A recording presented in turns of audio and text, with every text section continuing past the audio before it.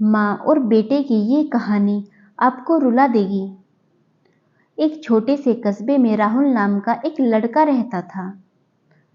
बचपन में ही उसके पिता की मौत हो जाने के कारण परिवार की आर्थिक स्थिति बड़ी दयनीय थी। राहुल की माँ पढ़ी लिखी जरूर थी, लेकिन उतनी पढ़ाई से नौकरी कहाँ मिलने वाली थी। तो घर घर बर्तन मांजकर और सिलाई बुनाई का काम करके किसी तरह अपने बच्चे को पढ़ा लिखा रही थी। राहुल स्वभाव से थोड़ा शर्मीला था और अक्सर चुपचाप बैठा रहता था। एक दिन जब वह स्कूल से लौटा तो उसके हाथ में एक लिफाफा था। उसने अपनी माँ को लिफाफा पकड़ाते हुए कहा, माँ, मास्टर साहब ने तुम्हारे लिए यह चिट्ठी भेजी है, जरा देखो तो इसमें क्या लिखा है।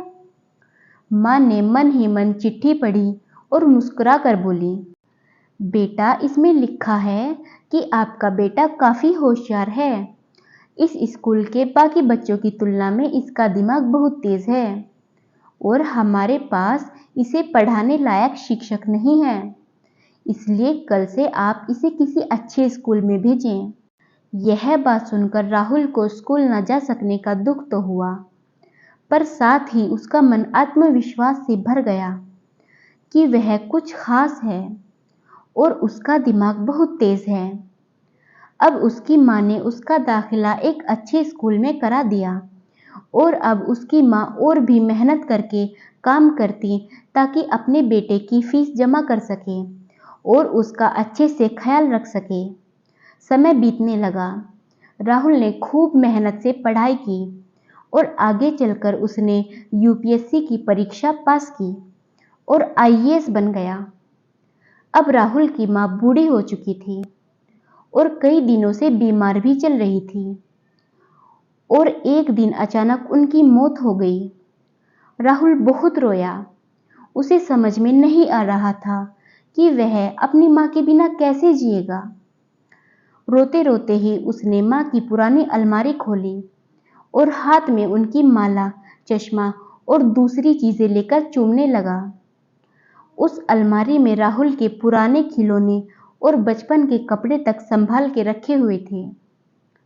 राहुल एक एक करके सारी चीजें निकालने लगा और तभी उसकी नजर एक पुरानी चिट्ठी पर पड़ी। दरअसल यह वही चिट्ठी थी जो मास्टर साहब ने उसे 18 साल पहले दी थी। नम आंखों से राहुल उसे पढ़ने लगता है।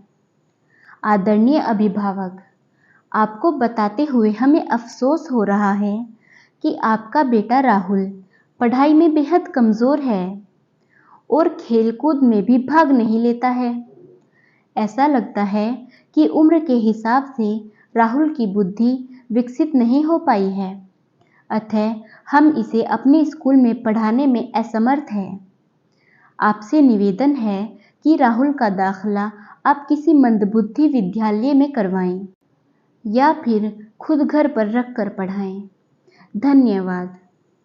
उस चिट्ठी को पढ़ते ही राहुल बिलक बिलक कर रोने लगा।